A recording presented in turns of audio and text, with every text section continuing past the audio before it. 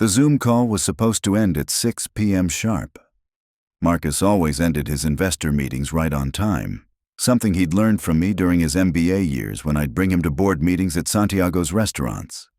But that Friday evening, as I sat in my home office reviewing quarterly reports for our 4 locations, I heard his voice still echoing from the laptop speakers in the living room.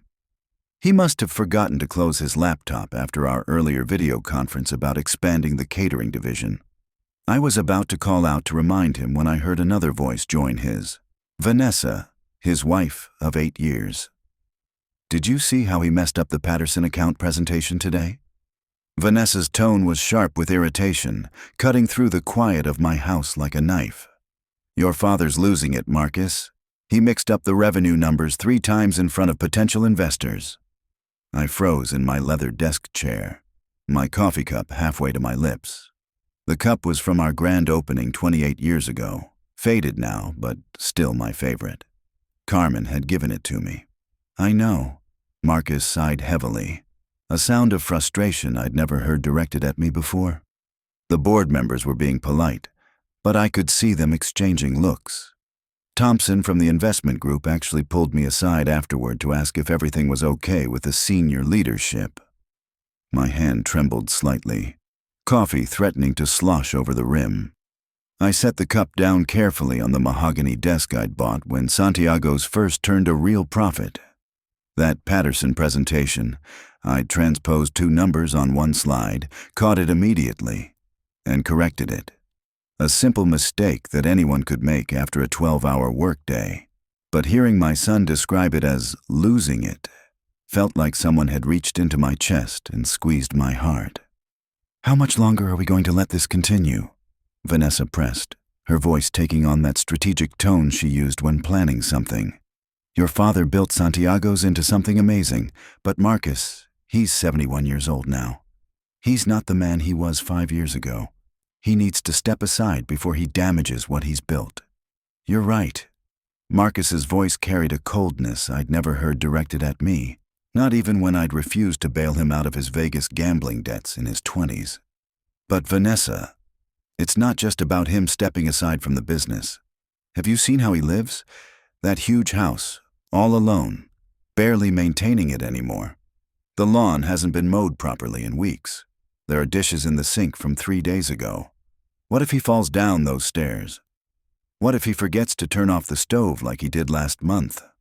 I looked around my office, at the awards lining the walls.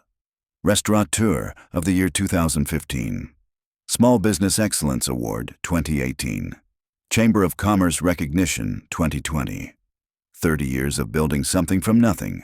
Reduced to concerns about my lawn care. There are excellent assisted living facilities in Boulder, Vanessa said, her tone shifting from complaint to calculation, the voice of someone solving a problem. "I've been researching them, actually. Some are quite nice, Marcus. Active senior communities with medical staff available 24/7, activities, dining services. Your father wouldn't have to worry about maintaining that big house or cooking for himself." My breath caught in my throat. Assisted living. They were discussing putting me in a home like I was a problem to be managed, not a person to be consulted. "How much is the business worth now?" Vanessa asked, and I could hear papers rustling in the background. "If we're being realistic about succession planning and your father's declining capacity?" There was a pause, and I found myself leaning forward, my entire body tense, waiting for my son's response. "The last formal valuation we had done put Santiago's at $3.2 million, Marcus replied, his voice taking on the analytical tone he used when discussing business strategy. 4 locations, all profitable, plus the catering division that's been growing steadily. And Dad started that food truck operation during COVID that's actually doing surprisingly well. That alone is probably worth another $200K. And the house?" Vanessa's voice carried undisguised interest now. "Probably another $650,000, maybe $700 if we list it properly. That neighborhood in Highlands Ranch has been appreciating like crazy. Remember the Morrison place down the street sold for $725 last month? Dad's house is bigger, better lot." I heard the distinct sound of Vanessa making notes, probably in one of those expensive leather journals she always carried. My son and daughter-in-law were itemizing my life's work like they were planning a shopping trip. "So we're talking about almost $4 million in assets," Vanessa said, her voice bright with the kind of enthusiasm usually reserved for discussing vacation plans. "Marcus, your father's not going to live forever. He's already showing signs of decline. And honestly, with the way things are going, maybe it's time we had a serious conversation about conservatorship." Conservatorship. Marcus sounded uncertain for the first time in the conversation. "Vanessa, that seems extreme. That's a legal proceeding. We'd have to prove Dad can't manage his own affairs." "Is it extreme?" Vanessa's voice took on a persuasive quality, the tone she used when she wanted Marcus to agree with her. "You just said yourself he's making mistakes in front of the board, in front of investors. What happens when those mistakes cost the company real money? What happens when he signs a bad contract because he's confused? What happens when he makes a poor investment decision that tanks the business you've worked so hard to help build?" I sat in the growing darkness of my office, not bothering to turn on the lamp, listening to them dissect my competency like I was already gone. "We'd be protecting him, Marcus," Vanessa continued. "And we'd be protecting the business, protecting your inheritance, protecting everything he built. Think about it. We find him a nice place where he's safe and looked after, where professionals can monitor his health and make sure he's taking his medications. We take over management of his assets through the conservatorship to preserve his legacy and ensure the business continues to thrive. And then, once everything is properly organized, we can finally buy that property in Aspen we've been looking at. The one with the mountain views and the ski-in, ski-out access." There was a long pause. So long I thought maybe the laptop had finally died or they'd moved to another room. But then Marcus spoke, and his words cut deeper than anything else that night. He'd never agreed to it voluntarily. Dad's too proud. He still thinks of himself as the man who built this empire from a single food truck. "Then we don't ask," Vanessa replied, her tone matter-of-fact, like she was discussing the weather. "Marcus, we document the incidents, the forgotten meetings, and don't tell me you haven't noticed he missed the Henderson call last week. The confused presentations, the time he locked himself out of the house and called you at midnight. We build a case that shows he needs help managing his affairs. Any judge looking at the evidence would see we're acting in his best interests, not our own." "Jesus, Vanessa." But Marcus's voice lacked conviction, like he was objecting out of obligation rather than genuine disagreement. "Don't Jesus Vanessa me. Your father has a brilliant mind that built something incredible. But that mind is failing, Marcus. Better we step in now, while we can guide the transition and protect what he's built, than wait until he makes a catastrophic mistake and everything falls apart. Do you want to watch Santiago's restaurants go bankrupt because your father's pride won't let him admit he needs help?" I heard movement then, footsteps across my hardwood floors, the sound of a laptop closing with a decisive click. The silence that followed was more deafening than their words had been. I sat in my home office, the office where I'd planned the expansion from one food truck to 4 full-service restaurants, where I'd worked late into countless nights to build something that would outlast me, something I could pass to my son. And I felt something inside me that had been soft and trusting turned to stone. My son thought I was losing my mind. My daughter-in-law was actively planning to take legal control of my life's work, and they were already shopping for vacation properties with money I hadn't agreed to give them. I'd made one small error in a presentation, a simple transposition of numbers that I'd immediately corrected, and they'd decided I was incompetent. They'd observed me living alone in the house where Carmen and I had raised Marcus, where every corner held memories of my late wife, and they'd decided that grief and solitude meant senility. I stood up slowly, my legs steadier than they'd been in months, powered by something hotter than anger. I walked to the wall of my office where 30 years of awards, certifications, and photographs documented my journey from immigrant with a dream to successful business owner. Carmen smiled at me from a dozen different pictures, her arm around Marcus at his college graduation, cutting the ribbon at our 3rd location, laughing at our 40th anniversary party just 2 years before the cancer took her. "They think I'm losing it, Carmen," I whispered to her photograph. The one from our anniversary where she wore that blue dress I loved. "Our son thinks I'm a liability to be managed." Carmen's eyes seemed to look right through me with that knowing expression she'd always had when I was missing something obvious. When I was being too trusting, too generous, too willing to see the best in people, even when they didn't deserve it. I'd given Marcus everything. Everything. Paid for his elite private school education when we were still running just the food truck and could barely afford our rent. Worked 70, sometimes 80-hour weeks to fund his MBA at Stanford, one of the most expensive programs in the country. Brought him into the business at a generous salary when other restaurant owners in my networking group told me nepotism would ruin everything I'd built. Made him VP of Operations at 32 years old, a title that had taken me 20 years of grinding work to earn for myself. I'd co-signed his first apartment lease when his credit wasn't good enough. I'd paid for his wedding to Vanessa, a $60,000 affair that I couldn't afford, but somehow managed because Carmen said every father wants to give his son a perfect wedding. I'd even covered his car payments for 6 months when he was between opportunities, after his brief, disastrous attempt to start his own consulting firm. And now he and his wife wanted to lock me away in an assisted living facility and take everything I'd built. I pulled out my phone and scrolled through my contacts until I found the name I needed. Richard Chen, corporate attorney. We'd worked together on the expansion into Colorado Springs 2 years ago, and he'd helped me navigate the complex lease negotiations for our 4th location. More importantly, Carmen had liked him, said he had kind eyes and an honest handshake. It was 7:15 p.m. on a Friday evening, well past normal business hours, but Richard answered on the second ring. "Antonio, everything okay?" His voice carried immediate concern. "You don't usually call this late." "Richard, I need to talk to you about business succession planning, and I need to talk about it confidentially. How soon can you meet?" There was a brief pause, and I could almost hear Richard's lawyer brain processing the unusual urgency in my voice. "This sounds serious. I can do tomorrow morning, 9 a.m. at my office. Or if it's truly urgent, I can meet you tonight." "Tomorrow morning works. 9 a.m. And Richard?" I paused, looking at Carmen's photo again. "This conversation needs to be completely confidential. Not even your paralegal should know about it. Not your secretary. Nobody." "Understood, Antonio. Attorney-client privilege.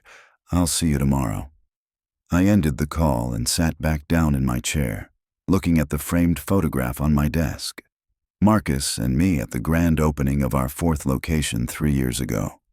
He was 35 then, so proud to be VP of Operations, so grateful for the opportunities I'd given him, so full of promises about how he'd help take Santiago's to the next level.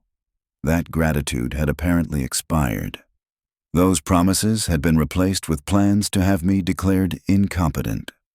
I spent the rest of the evening going through files in my office, pulling documents I hadn't looked at in years. Incorporation papers from 1995, when I'd finally made the leap from food truck to brick-and-mortar restaurant.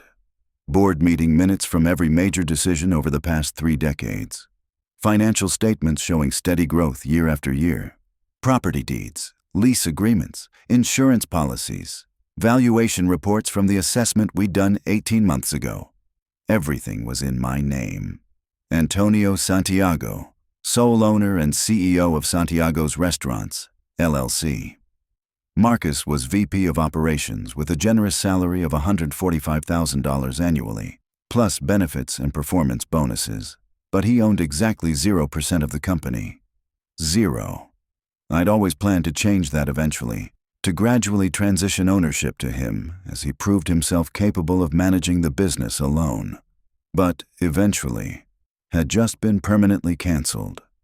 The original incorporation documents were yellowed with age now, but the words were still clear. I remembered the day I'd signed them. Carmen beside me at a lawyer's office that smelled like old coffee and ambition. We'd scraped together every penny we had for the filing fees and the attorney's retainer. Carmen had been 3 months pregnant with Marcus, working 2 part-time jobs to help keep us afloat, while I worked 18-hour days getting the first restaurant ready to open. "This is for our baby," Carmen had said, her hand on her belly, tears in her eyes as we signed the papers. "This is his future, Antonio. We're building his future." I'd believed that. I'd worked myself nearly to death believing that. And now our son wanted to take that future and use it to buy a ski chalet in Aspen. At midnight, I finally went to bed in the master bedroom I'd shared with Carmen for 43 years. Her side of the bed was still made up exactly the way she liked it, pillows arranged just so, her reading glasses on the nightstand even though she'd been gone for 2 years. I couldn't bring myself to change anything. Sometimes I still reached for her in the night, forgetting for just a moment that she was gone. "I hope you understand what I'm about to do," I said to the darkness, to Carmen's memory, to the ghost of our marriage that still lingered in this room. Our son forgot who taught him everything he knows. He forgot where he came from. He forgot what it means to be family. I lay awake for hours, staring at the ceiling, planning. The house was too quiet without Carmen, too full of memories that Marcus apparently thought were signs of my decline. Let him think that. Let him and Vanessa make their plans. They were about to learn that the old man still had plenty of fight left in him. Saturday morning arrived cold and clear, one of those perfect Colorado spring days that Carmen had always loved. I dressed with unusual care in my best suit, the charcoal Tom Ford that Carmen had insisted I buy for Marcus's wedding, even though I'd protested the $2,000 price tag. "You're the father of the groom," she'd said firmly. "You're going to look distinguished." I looked distinguished now, staring at myself in the bathroom mirror. 71 years old, silver hair neatly combed, eyes that had seen a lot but were still sharp, still alert. Not the confused, declining old man Marcus and Vanessa had described in their conversation. I drove to Richard Chen's office in downtown Denver, taking the route that passed by my first restaurant location. Santiago's on Colfax was busy even at 8:30 on a Saturday morning. Customers lined up for our breakfast specials. I developed those recipes myself, blending the flavors of my Colombian heritage with American tastes. Carmen had tested every single dish, offering suggestions, adjusting seasonings, insisting we get it exactly right. Richard's office occupied the corner suite on the 20th floor of a modern glass building with views of the mountains. His success was evident in every detail: expensive leather furniture, original artwork on the walls, a coffee service that probably cost more than my first food truck. But Richard himself was unchanged from the man I'd worked with 2 years ago, still warm and approachable despite the trappings of wealth. "Antonio, come in." Richard stood to greet me, his handshake firm and genuine. He gestured to the seating area by the windows rather than his formal desk, a subtle choice that made the meeting feel less intimidating. "Coffee? I have Colombian, actually. Thought of you when I ordered it." I smiled despite the heaviness in my chest. Carmen always said good coffee was the foundation of good business. Wise woman. Richard poured 2 cups from the French press on the side table and settled across from me. "Now, talk to me. What's going on?" I told him everything.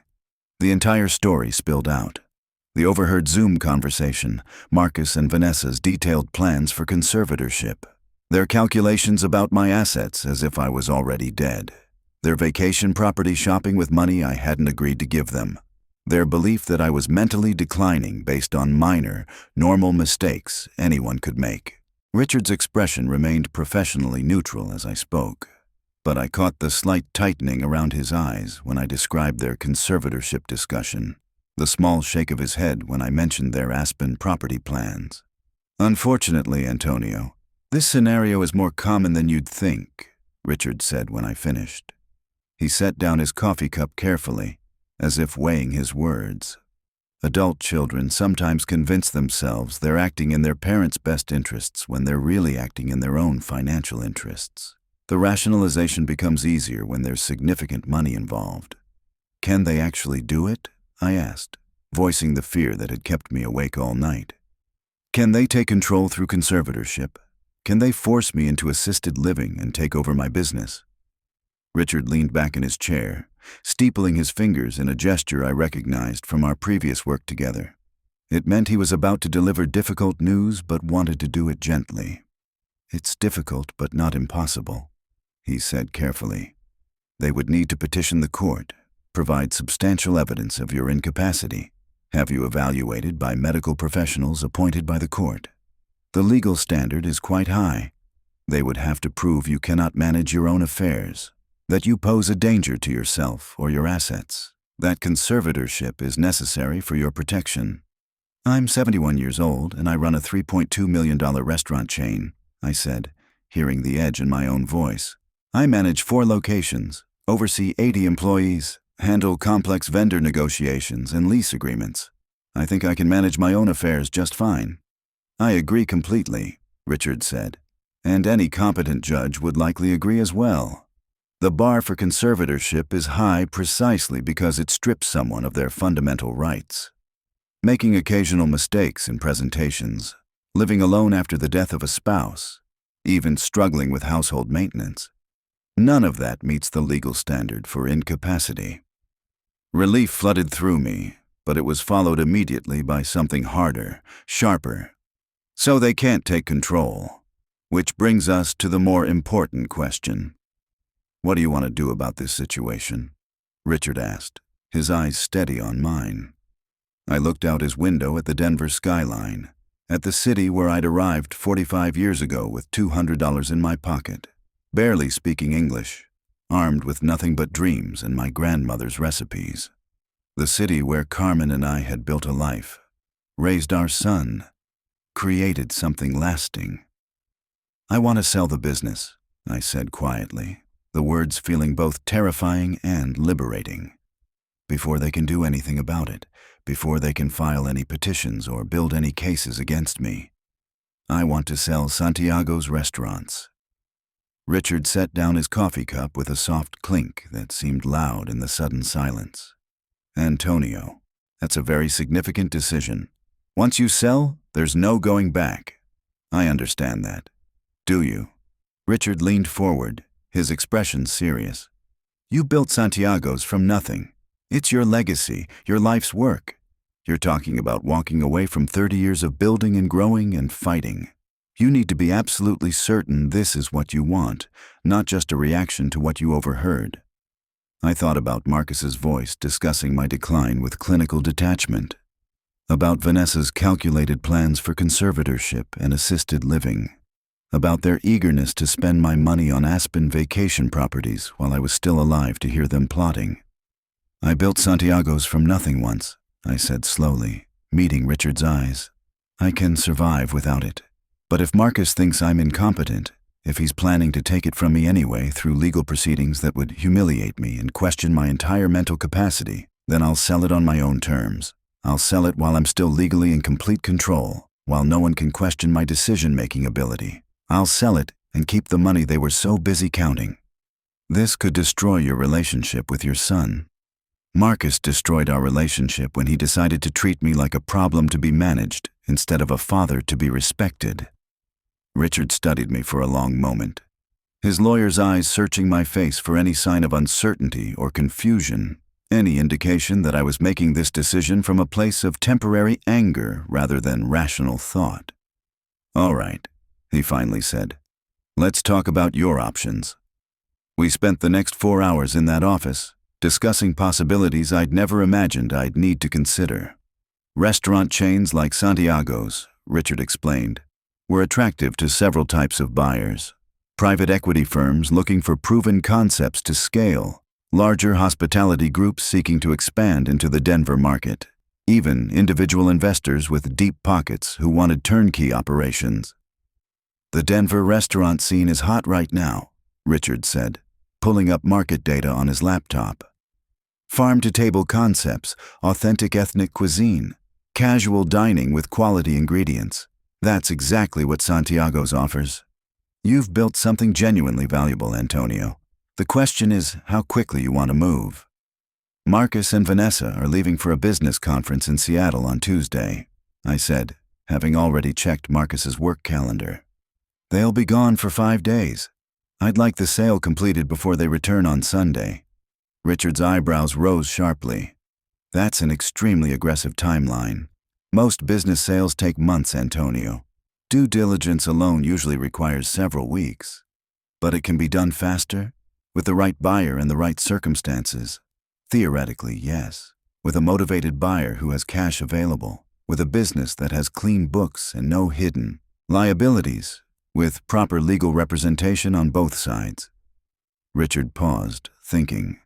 "It's possible, but you'd need to find that buyer immediately, and you'd likely have to accept less than full market value to compensate for the rushed timeline." "How much less?"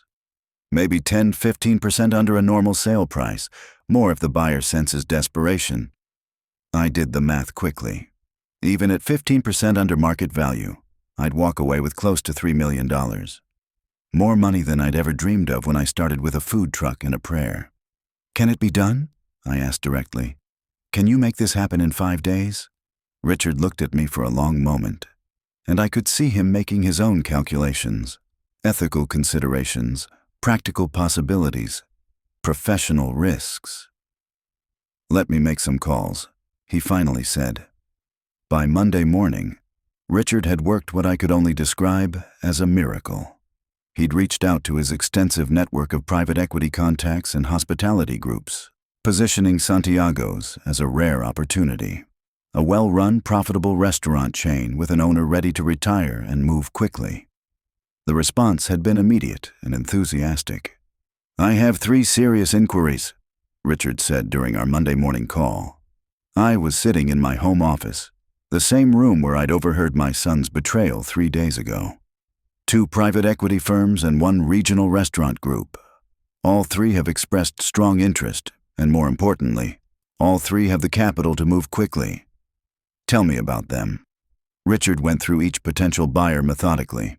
The first was a Denver-based private equity firm that specialized in food service businesses. They had deep pockets but wanted significant changes to operations, including rebranding and menu restructuring. The second was a California investment group looking to break into the Colorado market. They offered the highest price but wanted a lengthy consulting arrangement that would keep me involved for at least 2 years. The third option caught my attention immediately. Rocky Mountain Hospitality Group, Richard said. They're a regional chain that owns casual dining establishments across 5 states: Colorado, Wyoming, Montana, Utah, and Idaho. They've been looking to expand their Denver footprint for years, and Santiago's fits perfectly with their concept portfolio. What's their offer? $3 million even. All cash. Closing timeline of 7 business days if you're willing to provide some seller financing for a small portion, maybe 10%. They want you available for a standard consulting period of 6 months to help with transition, but it's flexible. And most importantly, Antonio, they want to keep the Santiago's name and concept intact. They're not looking to gut what you've built. They want to preserve it and grow it. $3 million. The number echoed in my mind. More than Marcus and Vanessa had calculated. More than any of them had imagined their declining father could secure. What do you know about them? Are they legitimate? I've worked with them before on 2 other acquisitions, Richard said. They're solid, Antonio. Well capitalized, good reputation in the industry, no history of litigation or employment issues. They actually treat the businesses they acquire well. They're interested in long-term growth, not quick flips. They'd keep your managers, maintain your recipes, preserve what makes Santiago's special. I thought about Carmen's recipes being preserved, about the employees who'd worked for me for years being treated fairly, about the name we'd chosen together remaining on those buildings. I thought about Marcus's face when he'd see the sale documents, about Vanessa's carefully constructed plans crumbling, about their Aspen property dreams disappearing like smoke. Let's do it, I said. Antonio, I need you to be absolutely certain. Once we start this process, I'm certain, Richard. Contact Rocky Mountain Hospitality. Let's get this done. By Tuesday morning, Marcus and Vanessa had left for Seattle as planned. Marcus stopped by my house before their Uber arrived to take them to the airport. something he rarely did anymore unless he wanted something. "Just checking on you, Dad," he said, his voice carrying that false cheerfulness I now recognized as condescension rather than concern. He looked around my living room with barely concealed judgment, probably noting the newspapers I hadn't thrown away, the coffee cup I'd left on the end table. Evidence of my decline he could add to his mental file. "Making sure you're doing okay? Taking your blood pressure medication? Eating regular meals?" I smiled warmly, playing the role they'd assigned me perfectly. The grateful, slightly confused old man who needed their management and protection. "I'm fine, mijo," I said, using the Spanish endearment I'd called him since childhood. "Just fine. You two have a good trip. Don't worry about your old dad." "We will. And Dad?" Marcus hesitated at the door, his hand on the doorknob. "When we get back on Sunday, I think we should have a serious conversation about your future, about making sure you're taken care of properly." The condescension in "taken care of" made my jaw clench, but I kept my expression pleasant and slightly vacant, just confused enough to confirm his assumptions. "I'd like that," I lied smoothly. "We definitely need to talk about the future." Marcus smiled with obvious relief, probably thinking I was going to make his conservatorship plans easy. "Great. We'll sit down Sunday evening. Maybe have dinner together. Talk everything through." "I'll look forward to it." I watched their Uber pull away from my curb, watched my son leave without any idea what was about to happen. As soon as they turned the corner, I grabbed my keys and headed downtown to Richard's office. The next 4 days passed in an intense blur of meetings, negotiations, document reviews, and signatures. Rocky Mountain Hospitality Group moved with impressive speed, their team of lawyers and accountants working around the clock to complete due diligence on Santiago's restaurants. They examined everything: financial records going back a decade, employee files, vendor contracts, lease agreements, health inspection reports, customer reviews, even online reputation metrics. I provided it all willingly, knowing my books were clean, my operations were sound, and my reputation was solid. "Mr. Santiago, your record-keeping is exceptional," said Jennifer Morrison, the lead attorney for Rocky Mountain Hospitality. We were in Richard's conference room on Wednesday afternoon, surrounded by stacks of documents. Frankly, we rarely see small business owners with this level of organization and documentation. It's making our job much easier. "I'm an engineer by training," I explained, which was true. I'd studied engineering in Colombia before immigrating, though I'd never worked in the field in America. I believe in systems, in documentation, in doing things properly. When you build something meant to last, you build it right the first time. "It shows," Jennifer said, making notes. "We should have our final approval by Friday morning, assuming nothing unexpected appears in the title searches." True to her word, Friday morning brought final confirmation. Richard called me at 8 a.m., his voice carrying barely suppressed excitement. "Antonio, we're done. Everything's cleared. Rocky Mountain Hospitality's board approved the final offer last night. We can close today if you're ready." "Today?" My heart hammered against my ribs. "That fast?" "They want to move. They're worried about other interested parties, and frankly, Antonio, they're very excited about acquiring Santiago's. Their CEO called me personally to say this is the best opportunity they've seen in 5 years. I looked around my home office at the awards and photographs documenting 3 decades of work, at Carmen's picture smiling at me from the desk, at the incorporation papers I'd framed and hung on the wall as a reminder of how far we'd come from that first food truck. "Let's do it," I said. "Let's close today." The closing took place at 2 p.m. in the offices of Mountain West Title Company. I'd been to plenty of real estate closings over the years for the restaurant locations, but this felt different. More final, more absolute. Jennifer Morrison was there representing Rocky Mountain Hospitality, along with their CFO, a serious man named David Park, who'd reviewed every line of Santiago's financial statements personally. Richard sat beside me, a stack of documents organized precisely in front of him. "Gentlemen, Miss Morrison," the title officer began, "let's review what we're executing today." For the next hour, we went through every document: purchase and sale agreement, asset transfer forms, bill of sale for equipment and inventory, assignment of leases for all 4 locations, assignment of vendor contracts, transition services agreement outlining my 6-month consulting role, non-compete agreement preventing me from opening competing restaurants in Colorado for 5 years. "Mr. Santiago, if you'll sign here and initial there," the title officer guided me through each page methodically. Each signature felt like cutting a chain of responsibility, chain of identity, chain connecting me to the business that had defined my adult life. But also chains of expectation, chains of obligation to a son who'd betrayed my trust. "And this is your wire transfer confirmation," Jennifer said, sliding a document across the table. $3 million less closing costs, attorney fees, and adjusted working capital has been deposited to your account at First National Bank. I stared at the numbers on the paper. After all the deductions, $247,000 had just appeared in my account. More money than I'd earned in my entire life before this moment. More money than Marcus and Vanessa had dreamed their declining father could access. We shook hands all around, everyone pleased with what they'd accomplished. Richard walked me to my car afterward, his hand on my shoulder in a gesture of both congratulation and concern. "How are you feeling?" he asked quietly. "Like I just sold 30 years of my life in 4 days." "You did. But you sold it on your terms, Antonio. That matters." "Does it?"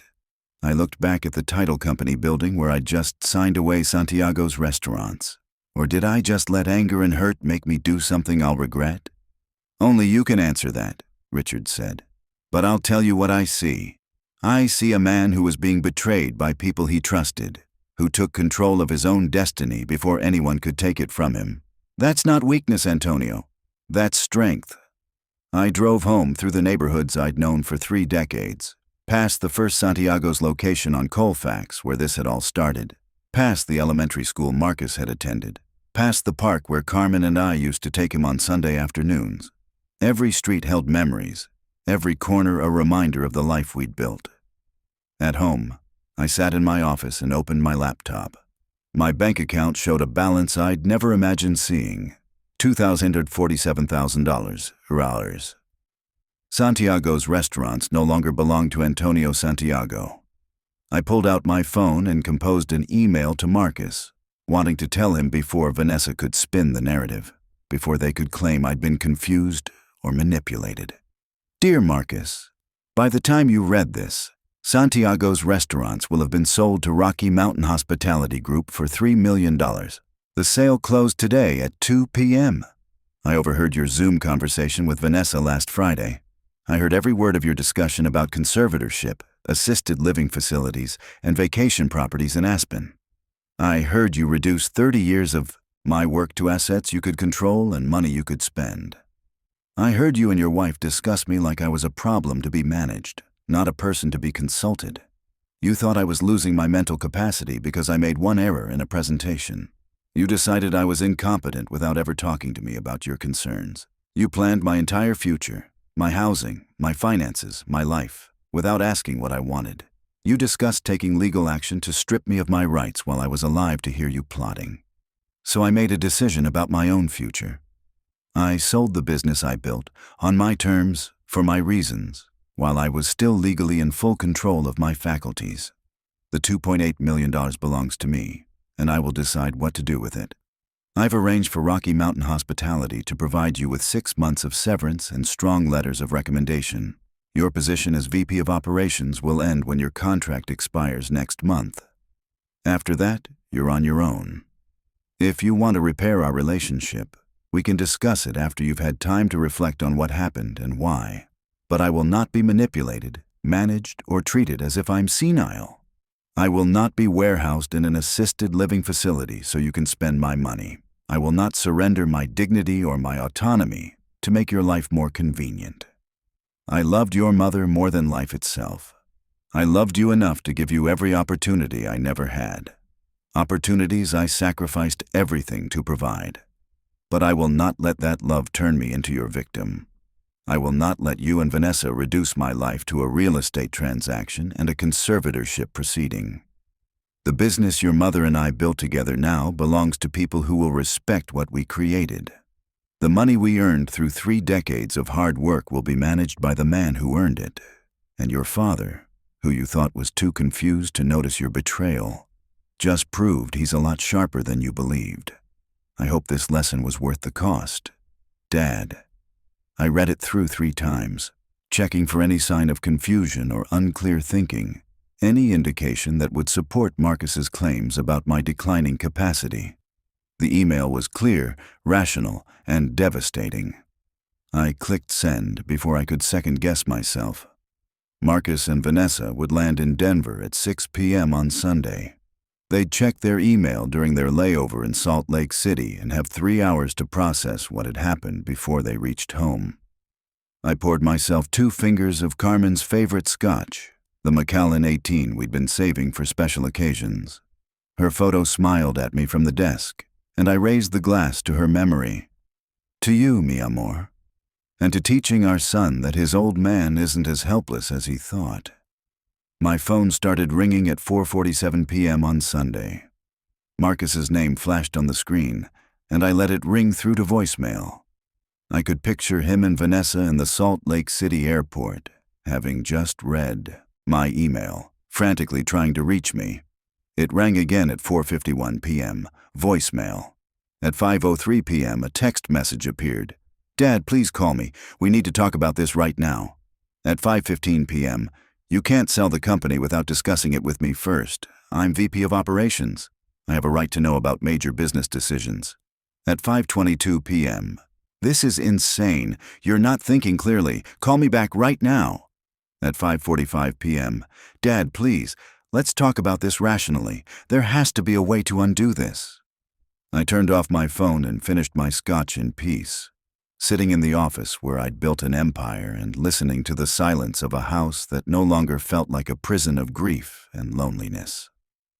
For the first time since Carmen's death, I felt truly in control of my own life.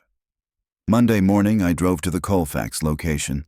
I couldn't quite think of it as not mine yet, and parked in the lot. The breakfast rush was in full swing. Familiar faces of customers I'd served for years, the smell of coffee and bacon and fresh tortillas drifting through the air. Marcus's black BMW was already there, parked crookedly across 2 spaces like he'd been in a hurry.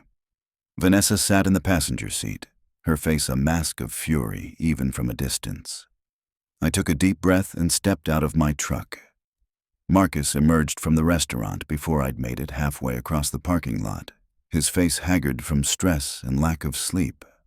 His expensive suit was rumpled, his tie loosened, dark circles under his eyes that told me he'd spent the flight home in anguish.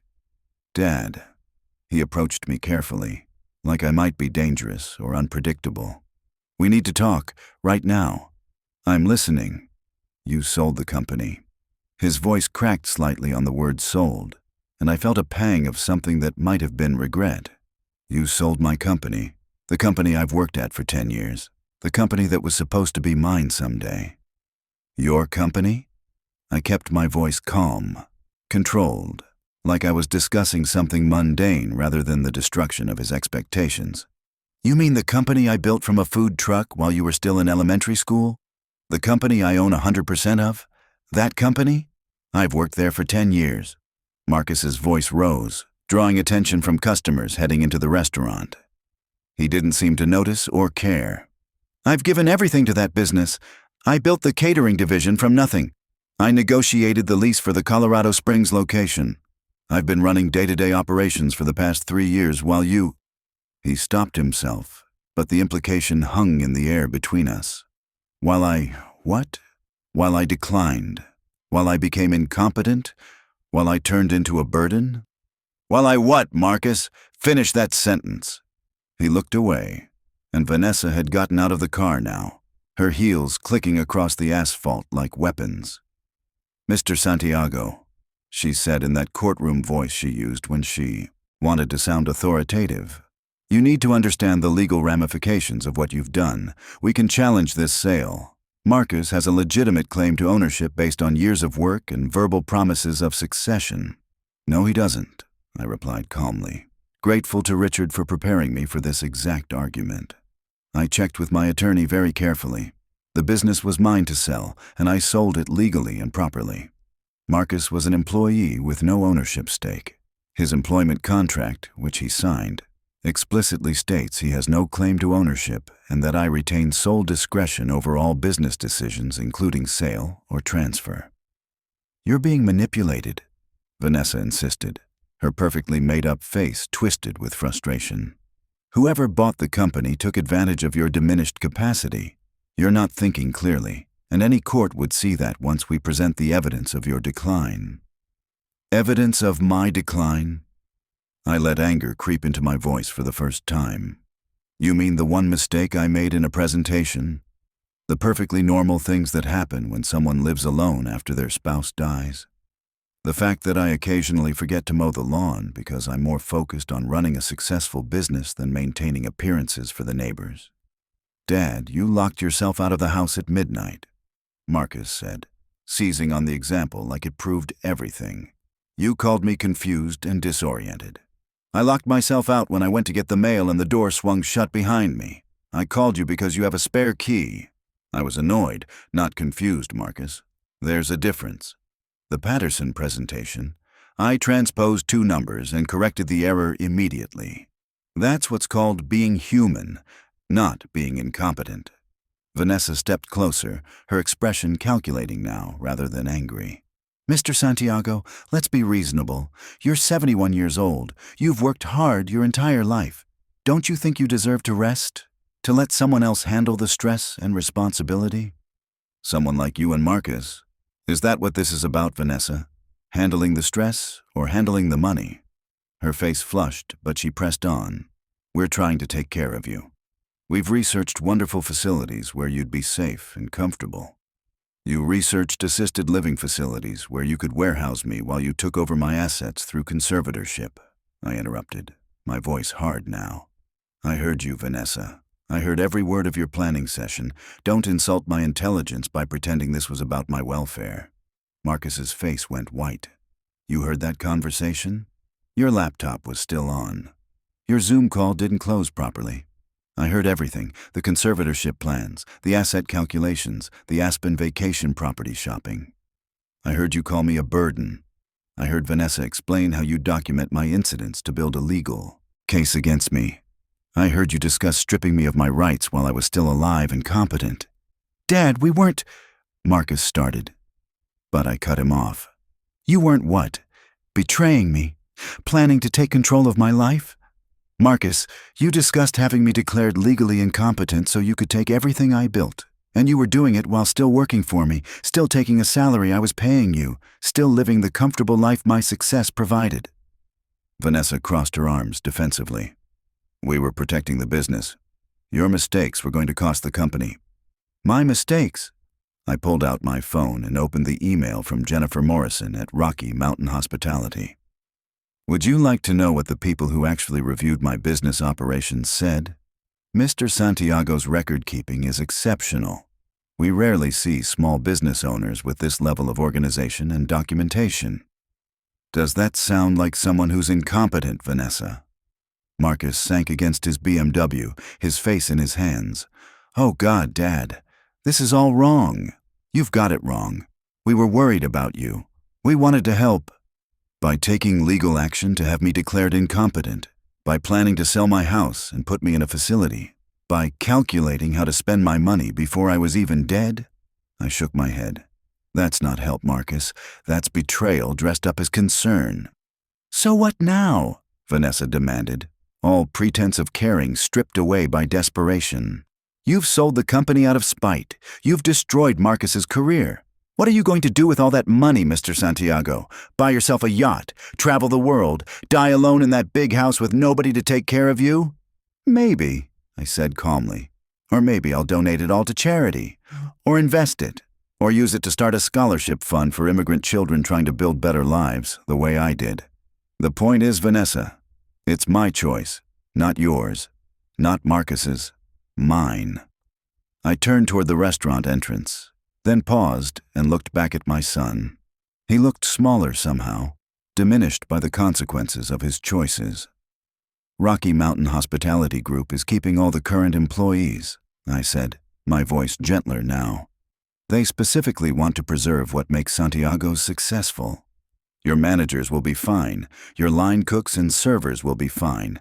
The only position they don't need is VP of Operations because their own operations team will be handling that. So I'm just fired? Marcus looked up at me with tears in his eyes, and for a moment I saw the boy he'd been, the son I'd loved unconditionally. You're being provided with 6 months of severance and excellent recommendations, I said. That's more than most employees get. Use that time to reflect on what happened and why. Use it to build something of your own instead of planning to take what someone else built. I walked into the restaurant, leaving Marcus and Vanessa in the parking lot. Inside, everything was familiar, but no longer mine. The smell of Carmen's recipes being prepared, the sound of customers laughing and talking, the sight of employees I'd known for years working smoothly together. Maria, my senior manager, was at the host stand. She looked at me with a question in her eyes, and I realized news of the sale must have reached the staff. Is it true, Mr. Santiago? You sold Santiago's? It's true, but Maria, your job is safe. Everyone's jobs are safe. The new owners are good people who want to keep everything that makes this place special. But what about you? I smiled, surprised by the genuine concern in her voice. I'm going to figure that out, Maria. For the first time in 30 years, I get to decide what comes next. 3 months later, I sat on the balcony of my new condo in downtown Denver, a modern 2-bedroom unit with floor-to-ceiling windows and a view of the mountains that had once been just a distant dream. The place had none of the memories of the house where Carmen and I had raised Marcus, which was both painful and liberating. The consulting work with Rocky Mountain Hospitality was going well, though I'd already told them I'd finish out my 6-month commitment and then retire fully. At 71, I'd earned the right to choose rest over responsibility. My phone buzzed with a text message. Marcus's name appeared, and I felt the familiar tightness in my chest that came with any communication from him. We'd been in minimal contact since that confrontation in the parking lot, brief messages that carefully avoided the central issue between us. Dad, can we meet for coffee? Please, there are things I need to say to you, things I should have said months ago. I looked out at the Denver skyline, at the city that had given me so much over the decades. At 71, I had more money than I'd ever imagined possible, complete freedom to do whatever I wanted with the years remaining to me, and a broken relationship with my only child. Carmen's photograph sat on the side table next to my chair, the same picture I'd kept on my desk at home for years. She wore that blue dress I'd loved, her smile warm and knowing. What do you think, mi amor? I asked her silently. Is our son worth forgiving? Does he deserve another chance? The photograph, of course, didn't answer. But I could hear Carmen's voice in my memory as clearly as if she were sitting beside me. I could feel her hand on my shoulder the way she used to when I was being stubborn, when I was letting pride get in the way of wisdom. Pride is expensive, Antonio, she would have said. Make sure you can afford it before you let it cost you everything. I picked up my phone and looked at Marcus's message again. 5 simple words. There are things I need to say. That could mean anything or nothing. An apology, more justifications, another attempt to manipulate me. But Carmen was right about pride. I'd proven my point. I'd shown Marcus and Vanessa that I wasn't helpless or confused. I'd protected my autonomy and my assets. I'd taught them a lesson about respect and consequences. The question was whether I'd also sacrificed the only family I had left. I typed a response slowly, weighing each word. Tomorrow, 10 a.m., the cafe on Larimer Street. Come alone. I sent the message before I could second-guess myself, then sat back in my chair watching the sun set over the mountains Carmen had loved so much. Tomorrow, I'd learn whether my son had truly changed or if this was another manipulation. Tomorrow, I'd discover if the bridge between us could be rebuilt or if I'd burned it beyond repair when I sold Santiago's. Either way, I'd made the choice on my own terms, in full control of my faculties, proving once and for all that Antonio Santiago was nobody's burden. The old man still had plenty of fight left in him. And now, maybe, he had room for forgiveness too.